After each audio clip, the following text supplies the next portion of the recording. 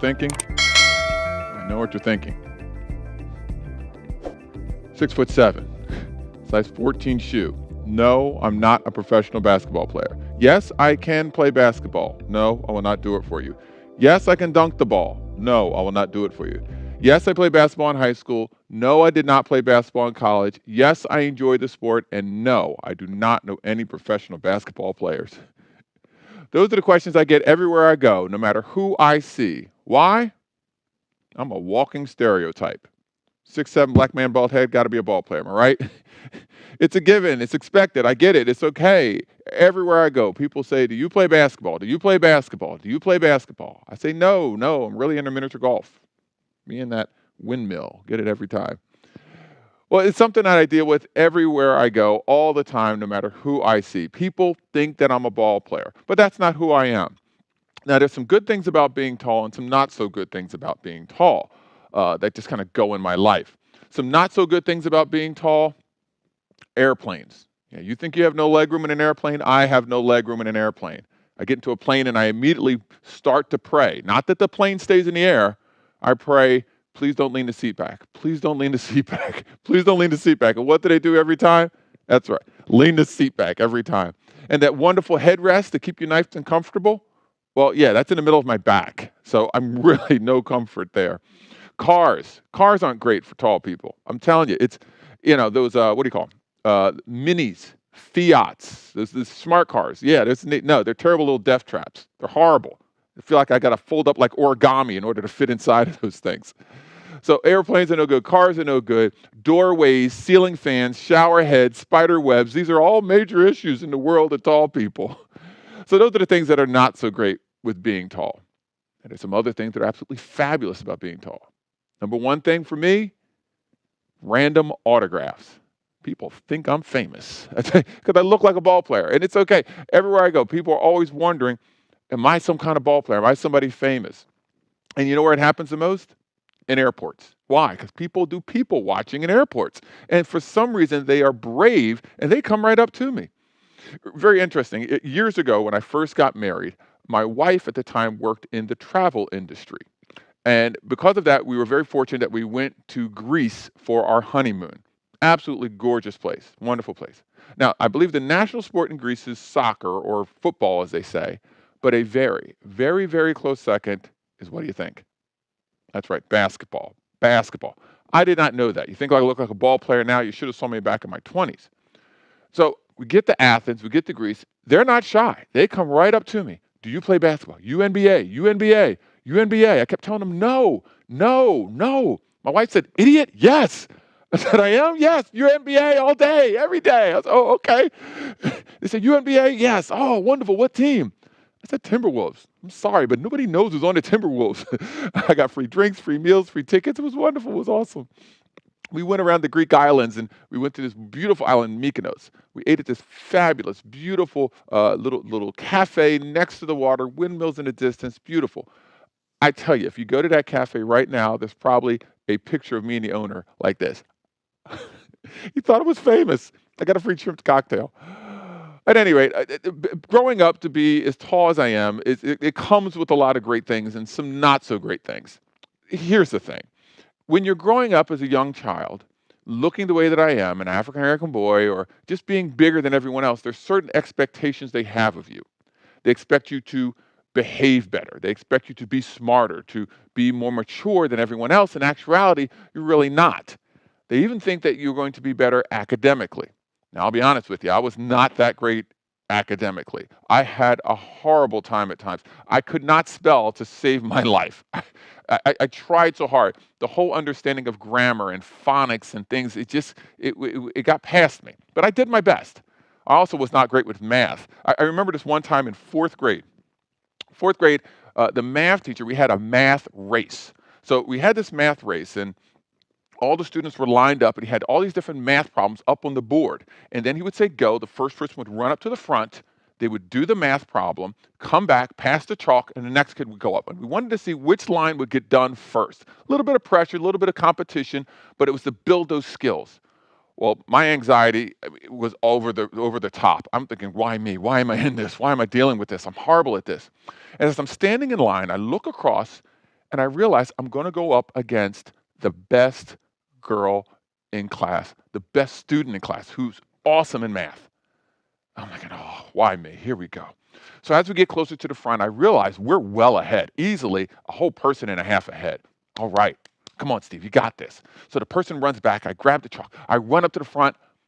It's a word problem. Are you kidding me? Come on. So I do the best that I can. I'm trying to figure it all out. I get it wrong. I try again. The teacher ends up having to come up and give me a little assistance to get it done. I finally figured it all out. I ran back, and not only did she get up there, solve it, run back, the next person went up and came back. My team ended up losing. Why me? Why me? Now, my issues really got to me. It was some issues, and I kept thinking, I'm not dumb, but I just don't get these things. The next year, I went to a different school. We moved to a different school, and when I went to the different school, I remember at the beginning of the year, in math class, the teacher said to everyone, just letting you all know, we're going to be checking to see how you're doing. We might do some testing, and some of you might have the opportunity to move up to the next level math. So instantly, I start thinking about fourth grade. Well, that's not me. I'm horrible at math. And then I heard a voice.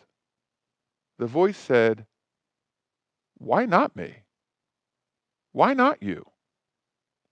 I'm like, maybe. Why not me? Why couldn't I do it? And that voice kind of replayed in my head again. So I said, okay, you know what? I'm going to listen to that voice. I'm going to give it a shot. So I leaned in. I leaned into math. I did every work that I could. I asked additional questions. I went to the teacher for help. I even stayed after school a little time for help. At homework, I would go to my dad, who's pretty decent in math, ask him, am I getting this right? At the end of the first marking period, 2 students moved up to the next level. One of them was me. Why not me? Why not? So I continued on through school. School continued on. I still had struggles. I still had some issues as it related to English, language arts, spelling, and then those math issues. But eventually I graduated and I went to college and I got in. I was excited. I got into college. And after my freshman year in college, as most college students do, they come home and they have to do what? They got to find a job, right? So I had to find a job. Now, my major in college was art. And the reason why I went the art route is because that was the area where I found that I could thrive. Art and music. It didn't have to deal as much with the numbers as much. It didn't have to worry as much about the reading and stuff, but my creativity can come alive. So I went to school to become an art teacher. So I come home from school after my freshman year, and I realize I have to find a job. So I went on a few different interviews and things just weren't hitting. For some reason, I couldn't find a job. I was getting kind of frustrated. So I remember coming home after a not so good interview. I didn't get the job and I needed to continue to look. So I got home, nobody was home. And what do? I don't go to the internet. Back then, you open up the newspaper. So I open up the newspaper to wanted sections. I open them up. I go to my family room. I'm down on the floor at home alone and I'm looking through. Come on, I got to find something. And then something showed up. I saw an ad for an art director at a summer camp. And I'm thinking, I'm just a freshman. I know I'm art ed major, but it's an art director. I can't be an art director. I can't do this. So I continue to look. And then I heard a voice. The voice said, go for it. I swore someone was in the house. I heard a voice outside of my head in the house said, go for it. I sat up. Hey, I'm looking around. Is somebody here? Your heart starts pumping? What? I was like, all right, get it together, Steve. Well, I continued to look. I came back across the art director job again. Go for it. Man, I knew somebody broke in my house. I got up. I'm looking around. Hello? Yo, what's going on? And then I realized, wait a second, that's that voice. Why not me? I went back down, I looked at it again, I'm thinking, why not me? Give it a shot, give it a go. So I grabbed the phone, dialed the number, called, left a message. They called me back relatively quickly. I went in for the interview, and then for the next 4 years, I was the director of art for that summer camp. So I continued on through college. College was great. I graduated, and I was very fortunate. I got a job. I got a job. I got a job right out. I was very fortunate as an art teacher. I taught pre-K to third grade art, little tiny kids. Yes, I stepped on some. They're fine. We settled out of court. They're all right. They're fine. I didn't see them down there. They're little people. I'm a big guy. Anyway, I taught pre-K to third grade art. It was absolutely a wonderful job. To me, the job was like throwing a party every 40 minutes. They would all come in, you take out all the stuff, you make great stuff, you pack it up, the next group come in, you do it all over again. Energetic and fun. So as most educators and teachers do, what you have is you have your observation from your principal or your administrator. So I was scheduled, we had our pre-observation where we talked about what we're going to do, then he came in. He came in, he watched me do my teaching, had a great time. And so after that, we had a post-observation where I go in and we talk about what happened. Now, it was a great observation. We had a good meeting. We talked about some things that could be improved. Everything was wonderful. At the end of that meeting, I was about to get up to leave, and the principal, he said to me, "Hey, Steve, one more thing before you go." I said, "Yes?" "Make sure you go back to school, get your master's, keep your education going, all right?" And I said, all right, no problem, thanks." He's like, whoa, hold on, sit down. I was like, "Yes." He said, "I don't like the way you answered me that. I'm serious, Steve. Go back to school, get your master's." And then he broke down the value of getting your education some more, and you move up on the pay scale. You become invested into the profession. And I said, "I appreciate this, but to be honest with you, I don't know what I want to get my master's in. I don't know if I want to, continue to be an art teacher. I really don't know." So he went on to talk to me about, well, of course you could do art. You also have a degree in music. You could do music. You could be a supervisor. You could be a principal. You could be, whoa, hold it. I could be a principal? Yeah, you could be a principal. Why can't you be a principal? Well, I'm an art teacher. Who says an art teacher can't be a principal? Are you serious? Yeah, I'm serious. You could be an art teacher. You could be a principal. Huh. Heard that voice again. Why not me? All right, I'm going to go for this. I'm going to look into this. I'm going to check this out. So the remainder of that school year, I looked into school administrators, specifically principals. I looked at my principal. I looked at other principals. Whenever there was a principal around, I would go and check out. If there was a meeting I knew principals were going to be, I'd be a part of that meeting. I wanted to see the world of principalship, administrators in schools. And I came to realize one thing. I do not like principals. I didn't like that job at all. I didn't like anything about it. I almost hated it. Are you kidding me? I wasn't creative. I felt them they weren't creative. They were stuffy. They followed rules too much. It was all about compliance. It had nothing to do with my core of who I was. I'm not doing this at all. And then I heard a voice. Why not me? Why not you? Why not be the administrator? Why not be the principal, the leader that utilizes the creativity that you have? Why not be the leader, the administrator that can do things a little different? Why not you? So I listened to the voice. Why not me? Why not me? So I leaned in again. I went for it. I got my master's in educational leadership. And when I became a school administrator, trust me, there were some learning curves. There were some changes that I had to adjust to, but I allowed the creativity of who I was to fulfill and be a part of that position. And I ended up infusing creativity into my leadership, into the schools that I was a part of, and I led. I continued on to be a vice principal, a principal, an assistant superintendent, a superintendent. And now I work with schools around the country on helping them improve their climate culture, maximize their leadership, and develop ideas that work. Why not me? Why not me? Now, back up with me a little bit. I need to get back into college again, my time when I was in college. Now, being an art education major back in college, there was a revelation that I had during my time in college. Being an art major, I had to take a class which was an art theories class, I believe it was. And in this art theories class that I had, one of the things that they made you do, and it came out of nowhere, and I remember the first time we had to do this, is we had to do impromptu writings.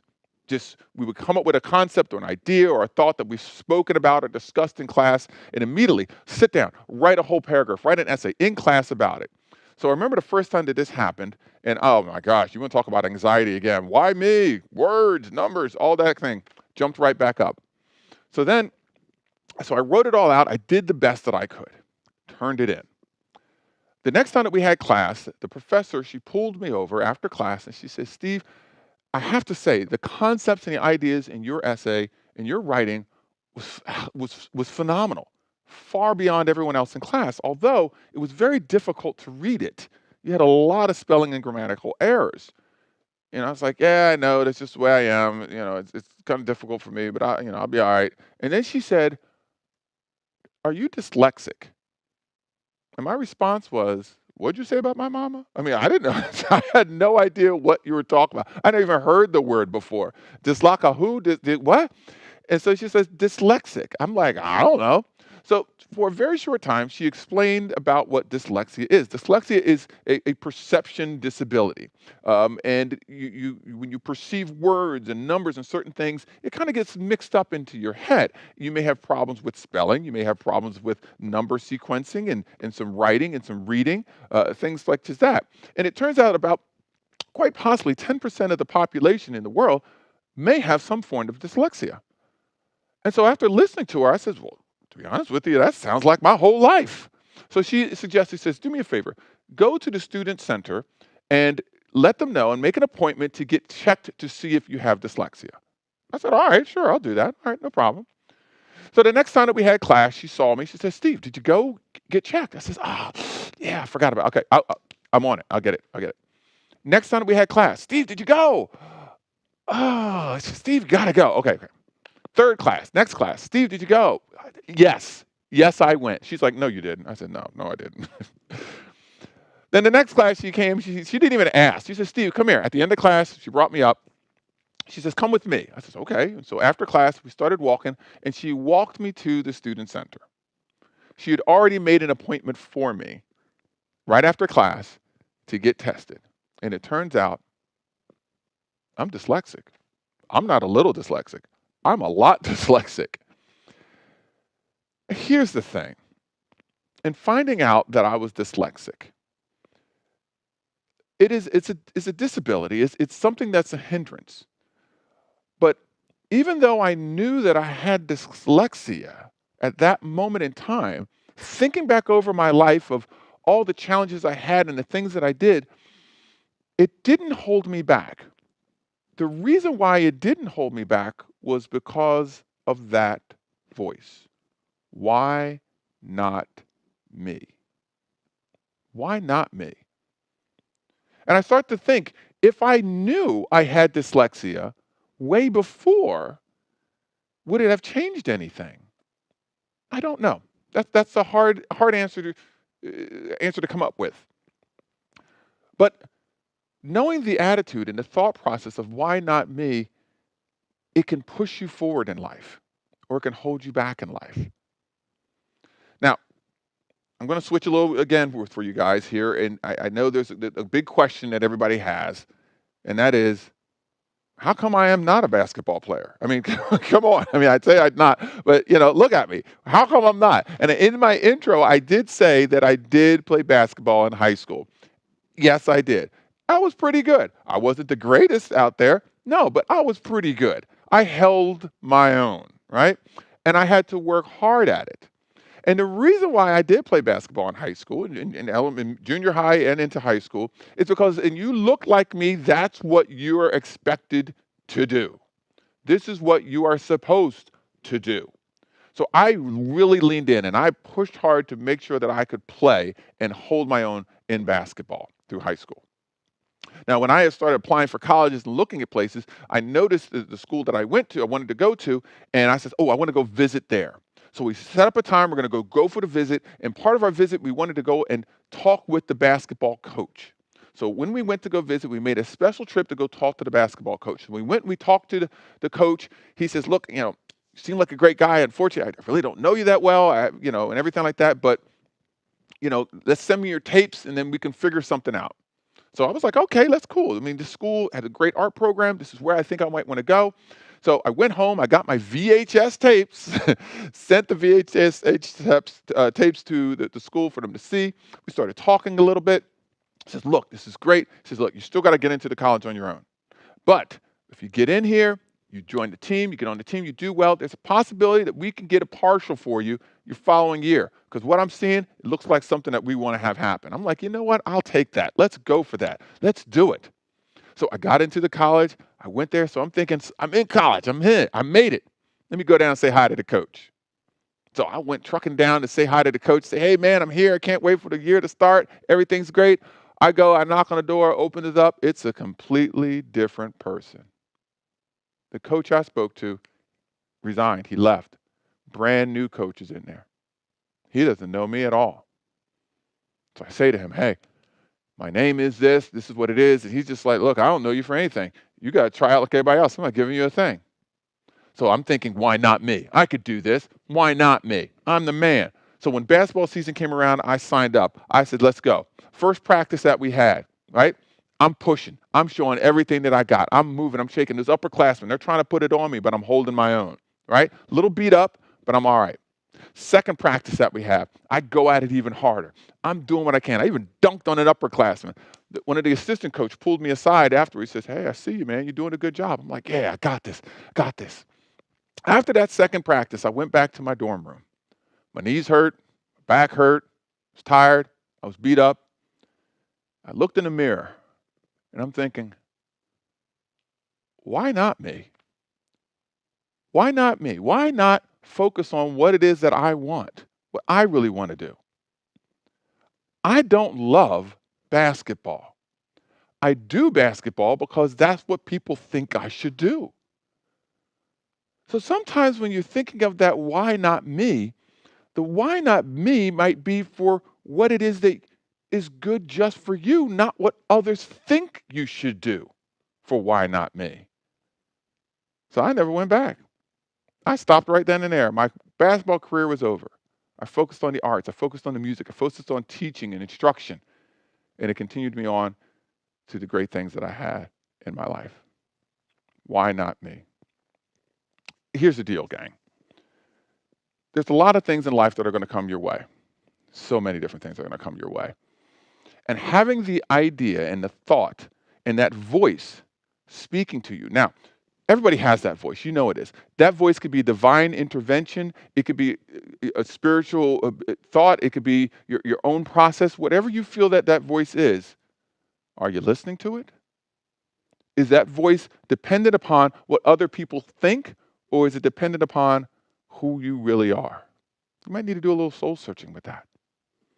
Because I know through the challenges that I've had in my life, being dyslexic and not even knowing it, expectations of the world, of what I look like or who I am and where the direction they want me to be, that voice, why not me, is the direction that can move me and moved me to an area of success that I've had now.